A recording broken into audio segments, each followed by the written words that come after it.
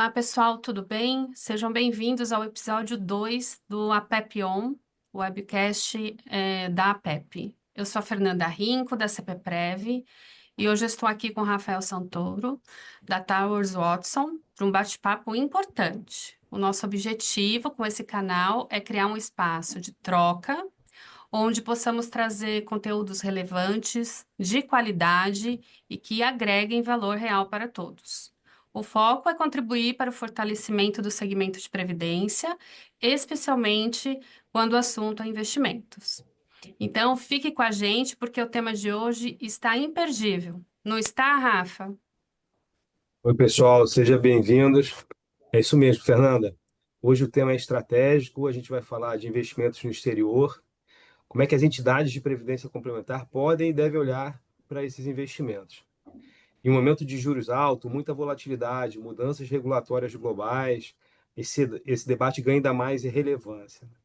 E para esse bate-papo, nós temos a alegria aqui de receber convidados super especiais, que vão nos ajudar a entender melhor esse tema e trazer insights valiosos aqui para nós, com a experiência deles e na atuação deles no mercado. A gente está aqui com a Fabiana Datri, superintendente de economia do Bradesco Asset Management, e com o Marcos Vinícius Sena, portfólio manager também da Bradesco Asset Management. O Marcos é responsável pela alocação internacional da equipe de FOFs do Bradesco. Fabiana e Marcos, sejam bem-vindos. Obrigado por participarem desse episódio com a gente, compartilhando conhecimento e informações importantes. Em nome da PEP, o nosso muito obrigado. A gente Nós que que agradecemos, agradece. né? Bom, que bom ter vocês aqui conosco. Vamos iniciar nosso bate-papo falando um pouco sobre cenário econômico global e a relevância da diversificação, né? O porquê de olhar para fora do Brasil. Aí, Fabiana, eu vou começar com você. E aí eu venho com a seguinte indagação: como podemos caracterizar o atual cenário internacional, tanto econômico como geopolítico, pensando nas principais oportunidades e nos riscos para os investidores institucionais? Bem, Fernanda, Rafael, todo mundo da PEP, bom estar aqui. E eu vou começar com algo que todo mundo deve estar já acostumado, e vão dizer, a Fabiana não tem nenhuma novidade aqui, que é caracterizar o cenário global hoje por incertezas, por eventos que muitas vezes não estão mapeados, né, e que tornam o cenário bastante dinâmico, né, e ao mesmo tempo em que muitas vezes são eventos, informações que trazem riscos, trazem oportunidades para se aproveitar, né, de momentos de correção de mercado ou de inseguranças, onde muitas vezes os ativos oscilam mais do que o esperado. Somado a isso, eu diria que não tem muito como escapar do cenário internacional, ele é caracterizado hoje por forças, né, geopolíticas e políticas, e isso provavelmente uma das razões pelas quais o mercado tem sido pego de surpresa, né? Não está lá na planilha, né? Se eu posso assim dizer. Claro, a gente tem nos Estados Unidos, né, a política econômica do governo Trump, nós temos eventos geopolíticos, inclusive relacionados a tensões e guerras. Existem questões relacionadas hoje à tecnologia que pautam grande parte dessas disparidades, desses desencontros, né? Mas indo para a planilha, né, o mundo mais do economista, eu caracterizaria hoje o cenário global por um efeito pós-pandemia, em que deixa a inflação, de forma geral, em níveis mais elevados do que o pré-pandemia, com economia resiliente, mas com estímulos fiscais mais fortes do que aqueles enfrentados pré-pandemia. E em um cenário em que a atividade segue resiliente, em que a inflação se acomoda em patamares mais elevados e existe uma disponibilidade de uma expansão fiscal maior, os níveis de juros são mais elevados. E, por fim, este momento atual em que estamos vivendo essas questões políticas, geopolíticas e econômicas, tem levado a um questionamento da moeda americana, em que nos últimos anos passou por um processo de valorização, e neste ano o que nós temos presenciado são direções de se questionar esse dólar mais forte e buscar alternativas em que não é que o dólar está perdendo muito valor, mas o que nós notamos é uma demanda dos investidores de reequilibrar seus riscos, em diminuir sua exposição em dólar e aumentar a exposição em outras moedas, né? E nessa mesma direção, observa-se uma valorização, por exemplo, de metais preciosos como o ouro, né? Então, essa combinação, inflação alta, política fiscal, juros mais elevados, contenções geopolíticas, que levou a esse rearranjo de forças e que eu colocaria, além da implicação de juros mais elevados, uma valorização da moeda americana em relação à grande maioria das moedas. Perfeito. Ainda nessa esteira aí dos juros, né? Esse movimento dos juros globais, inflação e desempenho das bolsas, como todo esse movimento ele pode impactar nas decisões das entidades? Eu diria que provavelmente as entidades que são agentes de investimento, que são os investidores, estão agindo como aquilo que eu descrevi há pouco, de uma mudança de diversificação, buscar, né, uma maior diversificação, por exemplo, ver o movimento de moedas, né, e as implicações para a inflação, como se preparar para um nível de juros mais elevados e que tipo de investimento cabe nesse momento em que juros nos Estados Unidos, em especial, provavelmente não voltarão ao nível pré-pandemia.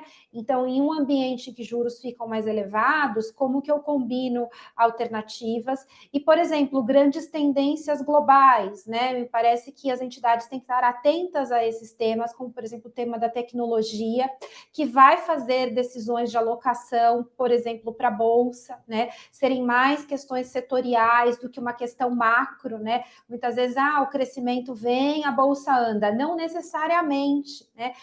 Como que o crescimento vem, qual a fonte dele, quais são os dinamismos, quais são os riscos, quais são os setores hoje mais expostos a juros elevados, que são diferentes em um ambiente de juros mais baixo, né? Então, eu entendo que ter no panorama juros mais elevados, não só no mundo, mas no Brasil, com uma inflação mais pressionada e como que a economia e os setores interagem, tem que estar nas discussões das entidades para pensar nessa alocação com maior diversificação, atento a essas janelas que podem se abrir e temas que provavelmente há 3, 4, 5 anos atrás não eram tão relevantes, né? Ou seja, o balanço de forças e de riscos muda conforme você vai caracterizando esse novo cenário global.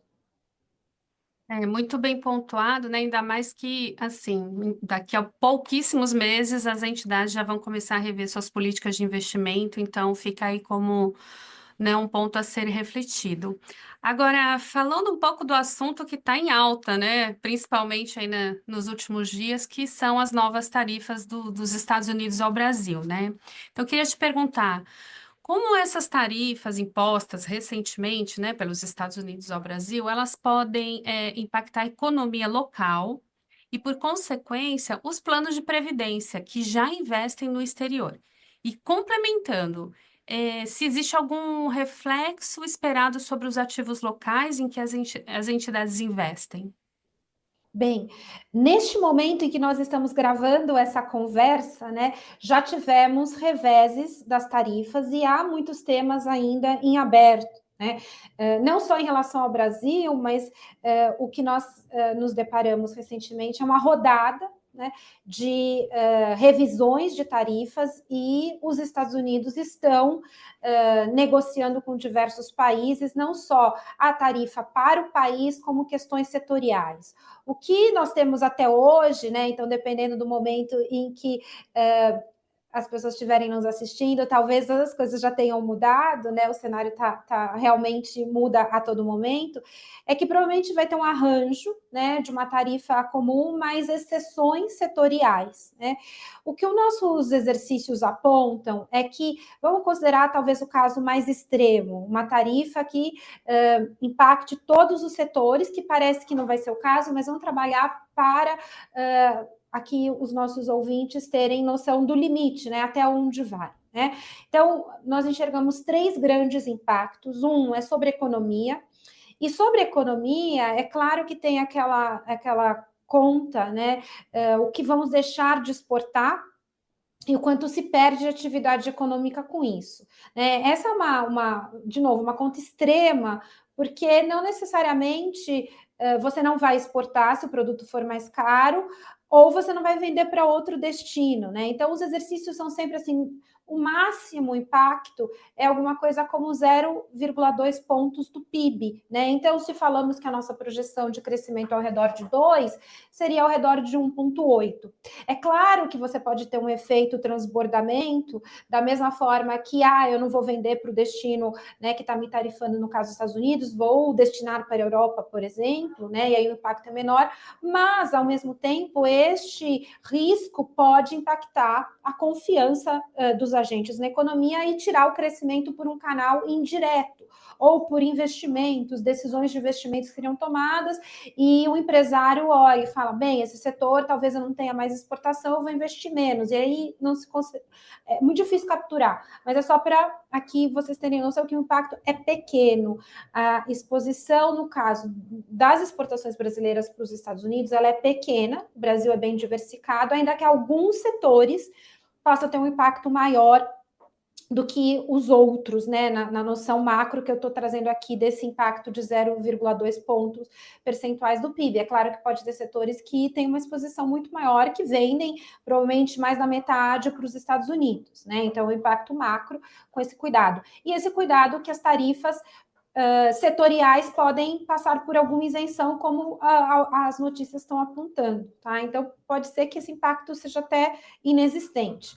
O outro impacto é inflação, né? Então, a primeira informação que, em geral, vem à nossa mente é sobrou produto, porque eu não consegui exportar para os Estados Unidos, então o preço cai no mercado local. Não necessariamente, né? Nós fizemos alguns exercícios de comparação com momentos em que a carne brasileira sofreu embargo, por exemplo, para a China. Vamos fazer, então, o mesmo exercício? Naquele momento, o preço da carne não necessariamente caiu, você estoca, né? E como essas decisões são muito dinâmicas, a carne fica congelada esperando o mercado. Então, não necessariamente vai se inundar de produtos que não foram exportados, eventualmente não foram exportados, e o preço cai. E, ao mesmo tempo, corre-se um risco do câmbio depreciar um pouco, né? Por esse risco aqui do Brasil ter uma tarifa superior aos demais. De novo, por hora, parece que o Brasil, no relativo, vai ter uma competitividade e todos os países estão passando por tarifas, né? Mas se tem um risco, é uma pequena depreciação do câmbio, ou seja, o efeito desse pequeno alívio da inflação, que viria pela sobreoferta de produtos, viria com um risco de uma inflação mais alta pelo câmbio mais depreciado, né? Se o real subisse um pouquinho, como 10 centavos, né? Sempre simulações. Então, o efeito da inflação parece neutro. Ou seja, quando eu penso no Banco Central, né? Será que o Banco Central alteraria a sua estratégia aqui no Brasil da Selic por conta das tarifas? Como o efeito sobre a economia é relativamente pequeno, o efeito da inflação relativamente pequeno, ele vai continuar ali olhando o seu dia a dia, que é a ancoragem das expectativas, a intensidade da desaceleração, a convergência da inflação à meta. E, por fim, caso as tarifas sejam de fato implementadas, setores mais impactados poderiam ter um estímulo fiscal, um suporte fiscal maior. Mas indo para o seu ponto final, ainda que eu tenha feito toda essa explicação e os impactos, nossa avaliação é que para o nosso cenário muda muito pouco, né? Muito mais ruído, eventualmente político, do que ruído econômico. E nesse sentido, é claro, as entidades e todos os investidores têm que monitorar todos os riscos e oportunidades e nuances do cenário, mas dificilmente muda-se uma estratégia, ou deveria se mudar uma estratégia de investimento, dado que a nossa avaliação é que os preços dos ativos vão reagir e têm reagido de maneira bastante contida. Né? Parece-me que, claro, tem ali uma preocupação, é um tema. Nosso papel aqui, como Bradesco Asset, é duvidar de tudo, fazer todas as simulações, mas por hora a nossa avaliação é mais tranquila, serena, né? Claro, de acompanhar, mas sem alterações do nosso cenário por conta desse risco. Né? Lembrando, até agora, sabe-se finalmente como se terminam as tarifas, ainda estão em aberto, né? Mas eu trouxe aqui para vocês o que seria um risco dos 50% da tarifa implementada sobre toda a pauta de exportação, que seria, eventualmente, o cenário extremo, né? O cenário mais adverso, tendo nuances. E se nesse cenário adverso o impacto já é limitado, acho que cabe aqui dividir com todas as entidades uma certa serenidade em relação a esse tema. Perfeito. São muitos desafios pela frente, muita incerteza também, né? Vamos ver como essa história vai se desenrolar. Mas agora, mudando um pouco o foco do nosso bate-papo, vamos falar um pouquinho assim sobre alocação e estratégia. Aí eu vou passar a bola agora pro Rafael para ele conduzir aí as perguntas para o Marcos. Obrigado, Fê. Bom, Marcos, em termos de diversificação, é o primeiro ponto aqui que a gente quer saber, né? Quais são os benefícios que você pode comentar para a gente, para as entidades? Tá? Claro. Bom, eu gosto quando eu faço alguma apresentação com a Fabi que as respostas dela podem mudar daqui a algumas horas e a maioria das minhas não mudam. Então, assim, você pode fazer essa pergunta daqui 2 anos, eu vou te responder a mesma coisa, provavelmente.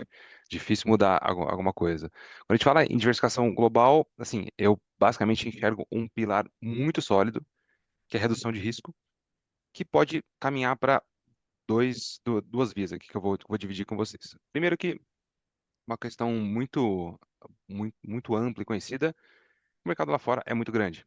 Então, assim, ao passo que aqui a gente tem acesso aos mesmos os multimercados, o mesmo pessoal de renda variável que tem os seus méritos, tem pessoas muito boas, mas na média a gente consegue avaliar muito bem o mercado local e sabe que a correlação entre eles é muito grande. Seja para a bolsa, seja para multimercado, seja um soluço da parte de crédito, está todo mundo implicado no mesmo soluço, na mesma complicação, no mesmo default. Lá fora a gente vê um mercado muito mais amplo em termos de nomes, setores e classes de ativo. Então, por exemplo, vamos colocar título de exemplo aqui, a bolsa. Vamos considerar aqui o índice Ibovespa. Vamos ser generoso aqui. Vamos ter aqui 80, 100 empresas com liquidez que os fundos trabalham assim como nomes possíveis para serem alocados. A gente tem alguns fundos aqui que trabalham com Russell 1000, que é um índice de bolsa americano, que considera as 500 empresas que também compõem o S&P, mais 500 com liquidez. Então, a gente consegue multiplicar aí facilmente em 10 vezes a quantidade de empresas possíveis que os gestores conseguem trabalhar e conseguem te dar algum tipo de exposição de retorno. Sem contar também em setores, né? Acho que tem tendências seculares aí que o mundo vem vivendo. Tecnologia é uma delas, assim, não é nenhuma grande novidade para ninguém aqui que as empresas de tecnologia têm carregado os índices nos ombros ali ao longo dos últimos anos, e o Brasil tem zero, não tem nenhuma disso. Enquanto você pega lá fora, pega o S&P é 35% só dessas empresas, mais ou menos um pouco mais de um terço só nesse tipo de setor. Sem contar a parte de biotecnologia, a parte de financials que é um pouco mais profunda. Posso te dar N exemplos aqui. Isso também se traduz em tipos de alocação. Aqui a gente não se limita apenas a multimercado, renda variável e crédito. Tem a parte event driven, tem hedge funds, tem long and short, não somente bolsa, mas de crédito, tem special situations, a gente tem setores muito plurais que também nos levam ao segundo ponto da minha resposta, que é a ciclicalidade. Então aqui, quando você tem uma tendência ruim de Brasil, na média, você tendo a sua alocação aqui só focada em Brasil, você tende a ir pior do que os seus benchmarks. Ao passo que lá fora a gente consegue colocar nossos ovos em várias cestas. Então, às vezes a gente tem a Ásia indo um pouco melhor, tem a Europa pegando alguma tendência, Estados Unidos ou até mesmo o Brasil. Então, a gente consegue reduzir risco através sem muita dificuldade quando a gente pensa em uma alocação global. Então, eu dividiria minha resposta nesses dois pontos. E você consegue ter direções opostas de tendências macroeconômicas, que é muito bom para o tipo de cliente que a gente está falando aqui, das entidades. Não, legal, Marcos. Essa questão da redução de risco com a diversificação, acho que é um dos pontos mais importantes aqui que os fundos de pensão olham quando vão fazer até suas políticas de investimento, as discussões. Eu queria confirmar isso com você, e qual o papel aí dos ativos no exterior dentro da política de investimento. Quando os fundos de pensão forem fazer sua política de investimento, como é que eles podem olhar aí para os ativos no exterior? Certo. Aqui a gente já consegue entrar num ponto de discussão um pouco mais sensível, que é o que eu acho que vale a pena, que a gente consegue ter uma exposição cambial diferente. Então, assim, qual que é o papel do ativo na nossa política? Acho que primeiro é você melhorar o seu risco-retorno.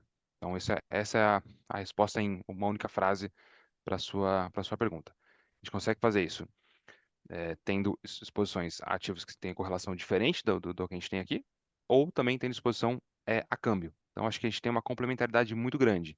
Se eu tivesse no papel de alguém que está pensando uma alocação estratégica ideal para uma entidade, eu consideraria muito fortemente ter uma exposição global.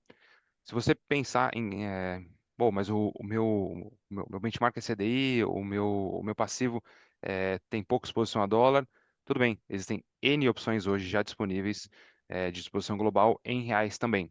Não é a exposição ótima, mas é uma exposição possível. A gente consegue melhorar, mesmo sem ter exposição do câmbio, que é volátil, a gente conhece isso, não é nenhuma grande novidade aqui, mas acho que o papel é complementar os ativos locais, que devem ser predominantes. Não estou falando aqui para ninguém ter 50%, 60% do seu portfólio em S&P ou MSCI World, mas acho que zero não deve ser uma opção. Algo entre 0 e 10 ali, 1 e 10 no caso, né? Me parece ser muito mais razoável do que o zero. Não, legal. E quando a gente fala em investimento no exterior, geralmente a gente pensa em bolsa, né? A gente sempre, o foco aqui vai pensar ações, S&P e vai para os Estados Unidos, né? O que que mais a gente pode olhar, que outros veículos a gente pode olhar como alternativo, e o que que tem sido mais utilizado aqui pelos seus clientes, o que que você acompanha? Certo? Olha, eu não vou condenar você em pensar automaticamente nos Estados Unidos, porque quando a gente olha qualquer benchmark global, ele é mais ou menos 70, 60% no mínimo Estados Unidos. Então, é difícil você não pensar em Estados Unidos quando você pensa em uma questão global. Especialmente o brasileiro. O brasileiro tem uma cabeça muito voltada para, quando pensa em global, já associa automaticamente a coisa gringa, Estados Unidos. Que a gente não vê isso muito na cabeça do alocador europeu, ou até mesmo os demais latino-americanos, eles conseguem pensar um pouco mais amplo isso. Então, é natural que você associe diretamente Estados Unidos à parte global. Ninguém está te condenando aqui. A gente também faz muito disso. Mas o mundo é muito maior que os Estados Unidos apenas. Apesar dele ser boa parte disso, a gente tem muita coisa disponível em múltiplas geografias e moedas também. É, por exemplo, aqui, eu vou dar um exemplo nosso, a gente tem algumas exposições geográficas regionais. A gente tem China, a gente tem uma exposição geográfica direcionada à Europa, porque cada uma tem a sua tendência. A gente consegue surfar ondas diferentes que podem ser boas ou não. Nos últimos anos, os Estados Unidos têm dominado isso. É inquestionável que o S&P tem sido uma das melhores alocações nos últimos 6, 7 anos, mas isso não vai ser tendência para todo sempre. Assim, se a gente pegar ali o tal excepcionalismo americano, vou usar um jargão aqui econômico que a Fabi gosta também, não deve durar para sempre. Ele tem sido o que tem ditado os últimos 10 anos, mas a gente acha que isso não deve durar para sempre. Então, é importante sim você considerar outras regiões e a gente faz isso. Então, a gente faz isso de diferentes maneiras. Então, existem tanto fundos que têm o seu viés geográfico, o seu mandato para outras geografias, seja Europa, Ásia, ex-Japão, China. Como a gente faz com os nossos clientes? A gente pode fazer isso em exposição direta a algum desses fundos, ou alguns feeder funds, que são os fundos que facilitam o acesso a esse tipo de estratégia, ou até mesmo é o uso de alguns ETFs, que é algo que a gente gosta também bastante. Acho que vale a pena a gente explorar isso um pouco mais tarde. É legal. E eu queria ouvir um pouquinho da Fabiana também. Fabiana, você podia dar a sua visão aí também sobre investimento no exterior, em outros países? Bem, eu sou suspeita, né? Porque eu acabo olhando diversas geografias, né? E tem diversas temáticas, né? Então, tentar aqui combinar um pouco do que você falou. Será que é só bolsa, né? Que a gente pode aproveitar de uma região? Não, né? Por exemplo, na Europa, o que nós reparamos hoje é que tem uma disposição em aumentar em gastos com defesa, em aumentar o estímulo, né? O estímulo fiscal. E aí, inclusive, dá para se fazer apostas de diferencial de curva de juros, né? Então, Alemanha versus França, então a França pode ter um risco político maior, né? Olhando que tem uma aprovação fiscal difícil nos próximos meses, a curva de juros pode abrir mais do que da Alemanha, que tem um tema para a gente monitorar. Né? Existem questões hoje do euro, né, e do dólar. Quem vai cortar mais juros? Como fica o diferencial? No caso do Banco Central Europeu, parece que ele terminou o ciclo de corte. O Fed ainda tem mais corte pela frente. Como isso impacta a moeda?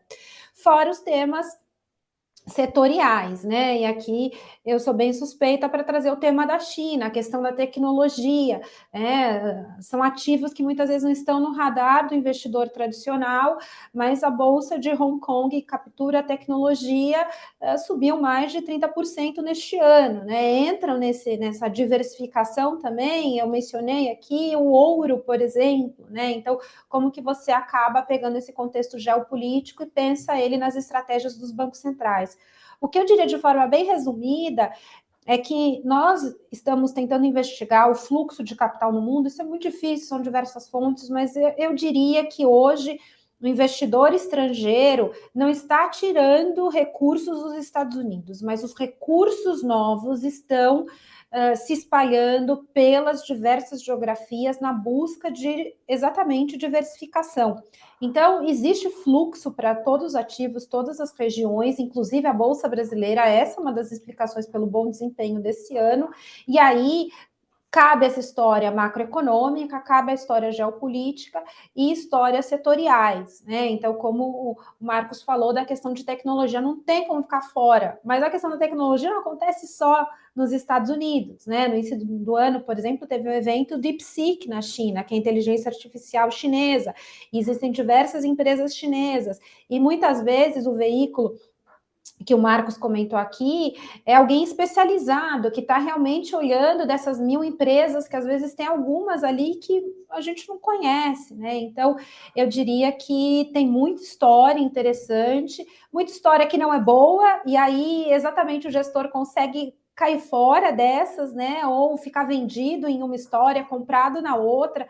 Então, não necessariamente quando nós buscamos aqui no cenário alternativas de investimento, são só histórias boas, né? Dá para se fazer essa comparação de histórias boas e ruins também, né? Se a gente pode assim simplificar bom ou ruim, né? Mas retornos positivos e retornos negativos. Então, eu diria que tem muito mais além do Fed, do Trump, né? E mesmo o Trump, né? Como que ele transborda para todas as outras nacionalidades, né? E que hoje trazem essas oportunidades. Não, legal, muito super rica essa discussão de diversificação aí, não só regional, e setorial também. Eu acho que é um ponto que a gente tem que trazer aí bastante para as nossas conversas sobre políticas de investimento, né? O Marcos, tem uma outra discussão que também surge bastante, que é em relação à gestão ativa, à gestão passiva, se adota uma ou outra. Queria ouvir um pouquinho também da tua opinião sobre isso. E você comentou um pouco também da questão de redear ou não redear, né? A exposição em moeda estrangeira ou não. Também que você complemente aí, explore um pouquinho mais isso, assim, qual é a atratividade dos investimentos no exterior, se ela aumenta ou diminui, redeando ou não, tudo. Então, acho que vale a gente abordar um pouquinho esses temas agora.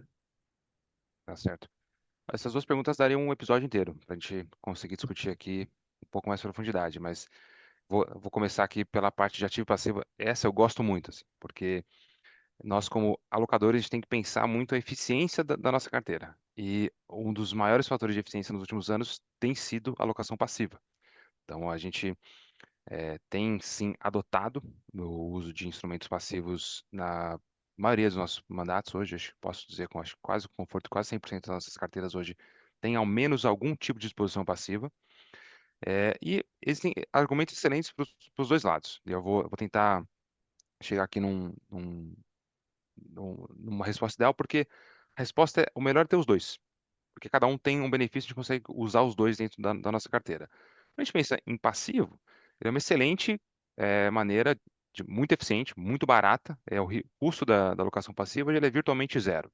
Existe uma corrida lá fora, onde os ETFs se popularizaram tanto, ganharam tanto volume, que por ser um instrumento comoditizado, a guerra passou a ser por preço. Então, hoje você consegue ter uma exposição a S&P ou a um índice de renda fixa americano, global, MSCI World, por uma taxa que é 3 bips, 4, 5 bips. Para a gente, isso é virtualmente zero. Então, isso é uma maneira eficiente de você ter risco de mercado. Mas não existe um mundo onde todo mundo vai correr para o passivo. Quanto mais passivo nós tivermos, maiores serão as oportunidades de você encontrar alfa do outro lado. Então, o mundo ideal para a gente é o meio termo entre os dois. Por isso que hoje a gente tem uma alocação core, onde ela é bem embasada em passivos. Isso diminui o custo da nossa carteira. Custo é muito importante, porque lá fora, quanto são mercados mais envolvidos, o alfa é muito, muito mais difícil de você encontrar. Então, uma das maneiras que a gente tem de gerar alfa é diminuindo o custo.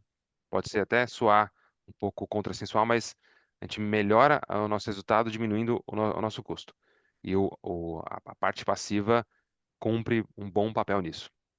Então, a gente combina o melhor dos dois mundos. Tem a alocação core passiva e busca estar concentrado em poucos e excelentes gestores que vão dar para a gente essa exposição ativa em busca do alfa. Então, a gente complementa o nosso portfólio assim. A gente captura o beta de maneira muito eficiente, com custo quase que zero, e gasta nossa energia muito focada em encontrar aqueles poucos e bons gestores que vão garantir o nosso alfa. Então, a gente tem adotado esse modelo aí já faz alguns anos e tem sido bem sucedido nisso. A gente acha que a resposta entre ativo e passivo, eu fico com os dois. E a gente tem que saber usar bem os dois. Indo para a parte do câmbio, né, que acho que é a segunda parte da sua pergunta. Aqui também cabe uma discussão de várias horas. Acho que se a gente fosse perguntar para um professor de mercados financeiros, o que ele faria se ele tivesse a opção de colocar na carteira dele um fundo global em reais ou um fundo global em dólar. Acho que a resposta instantânea dele seria a parte dólar. Porque você consegue melhorar todos os coeficientes da sua equação, colocando uma exposição em uma moeda diferente, um mercado diferente, setores diferentes. Então você consegue melhorar seus múltiplos índices de avaliação de eficiência de portfólio. Mas no mundo real, a gente sabe que não é bem assim. A gente sabe que o cliente acha muito esquisito ter um fundo que sobe 7, 12% no mês, cai 15% no outro, porque tem uma linha ali, tem um fantasma que é o câmbio. E não é o dólar que sobe, né? É o real que tem uma volatilidade muito alta. O pessoal confunde um pouco essa ótica. Não é o dólar tem ficado um pouco mais volátil, mas na média não é tão volátil quanto a gente acha que é. É o real que é volátil. Mas no mundo real a gente sabe que os clientes não têm tanto esse apetite para ter exposição cambial. A gente sabe que o passivo pode ser muito vinculado a CDI. A gente sabe que para casar a LM muitas vezes não cabe o dólar e tudo bem. Acho que a gente consegue também chegar no meio do caminho. Tanto que acho que a grande maioria das entidades hoje tem acesso a ambas as opções. Tem tanto renda fixa, renda variável e multimercado em dólar, quanto em real. Pelo menos aqui a gente oferece dos dois. Então, a resposta, o que você prefere? Eu, como alocador, como gestor de portfólio, prefiro a exposição em dólar, que eu acho que faz mais sentido. Mas eu sei que no mundo real não funciona tão preto no branco, e a gente tem que adaptar cada um para a sua realidade. Por isso que o mercado entendeu isso e, com o tempo, passou a oferecer de ambos os lados. Temos ambas as ofertas. Não, legal. Muito boa aí a abordagem. Um ponto também que você comentou de renda fixa variável, a gente sempre fala muito nisso, é a maior parte da alocação dos investimentos dos nossos clientes, entidades, fundos de pensão, tudo mais. Quando você olha investimentos alternativos, a gente poderia olhar também o exterior como uma forma de buscar alternativas de investimento também? Sem dúvida. Acho que é talvez uma das únicas que a gente pode buscar. Acho que o lado bom de ser um alocador global é que a gente também olha os clientes lá de fora. Então a gente consegue ver que lá fora, assim, se a gente olhar as entidades, assim, uma entidade que é o tipo de, o Endowment, por exemplo, que é uma entidade bastante conhecida lá fora, vem se modernizando muito com o tempo, e o grande pilar dessa transformação, dessa modernização, foi a adoção de investimentos alternativos. E aqui, o que que aconteceu, né, lá fora? A gente viu o financeiro tradicional, de bolsa, de bonds, se desenvolveu muito bem, ficou muito grande, muito pujante, muitos players.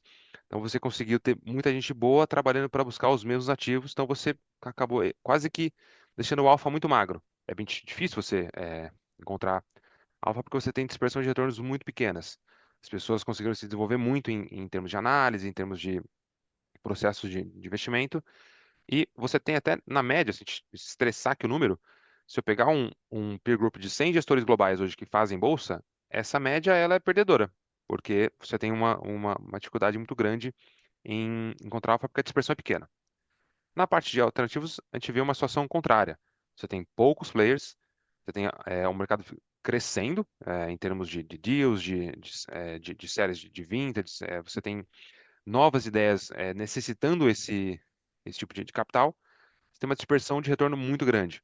Então aí você consegue gerar alfa. Então, quando a gente consegue fazer uma boa seleção de investimentos alternativos, que tem uma característica um pouco mais peculiar de o dinheiro precisa estar mais tempo travado lá, é importante você estar muito bem acompanhado nisso, porque você pode se dar mal por conta da dispersão. A gente entende que o caminho para a modernização de carteiras vai necessariamente passar por investimentos alternativos. Isso está chegando, lá fora já se consolidou, isso vai acontecer aqui, eu garanto para vocês. Isso pode levar aí de 5 a 10 anos, mas esse é um dos caminhos que a gente entende para a modernização de carteiras, vai passar por investimentos alternativos. Não, legal. Acho que a gente tem assunto para mais um episódio aí também, né? Falando só de alternativos aí, acho que seria bem interessante. Também, Bom, também dá para fazer mais um. a gente está chegando aqui no fim aí do papo, acho que foi super legal. Mas antes aqui eu passo para vocês aí fazer as suas considerações finais, Fabiana. Bem, novamente aqui agradecer a oportunidade de me colocar aqui à disposição para outros episódios, outras rodadas, né? Trazer aqui com mais detalhes, exemplos, né? A gente pode fazer uma dupla, eu, Marcos, assim, com exemplos de como que a gente pega o cenário econômico e faz uma proposta de investimento. E deixar aqui os canais da Bradesco Asset à disposição. Tem YouTube, tem Instagram, LinkedIn, a rede social é o caminho que as entidades aqui, os fundos de pensão, tiverem mais confortável, e qualquer coisa aciona a gente, né? E até o próximo convite, até a próxima rodada de conversas. Obrigado aí, pessoal, pelo convite, pelo interesse. Eu sei que é um assunto que às vezes não é tão agradável de se ouvir, porque pode soar um pouco complicado, mas a gente garante que não é. A gente gosta muito do que a gente faz, a gente consegue gastar várias horas para explicar tudo nos mínimos detalhes, porque vale a pena. Acho que a gente consegue ter um portfólio muito mais saudável no longo prazo, adotando alguma dessas práticas que a gente colocou aqui para vocês. E como a Fabi bem pontuou, a gente fica à disposição, seja para conversa, seja para mais episódios, exemplos, estudos de caso. E muito obrigado aí novamente. E assim a gente chega ao final de mais um episódio. A conversa de hoje foi super rica, interessante e, acima de tudo, muito importante. Marcos, a gente vai convidar você para ser instrutor de treinamento, né? Porque é um assunto, às vezes, muito complicado para as pessoas, mas vocês conseguem colocar essa parte mais técnica, assim, de uma forma bem didática. Acho que ficou bem fácil o nosso público aqui entender, né? Então, agradecemos imensamente a vocês, né, pela participação, pela generosidade em compartilhar o conhecimento e também a você que esteve com a gente até aqui, né? Seguimos juntos, sempre buscando trazer temas relevantes e conteúdos que façam a diferença para as entidades. Em nome da APEP, agradecemos mais uma vez a participação da Fabiana e do Marcos. Muito obrigado e até o próximo episódio do APEP On.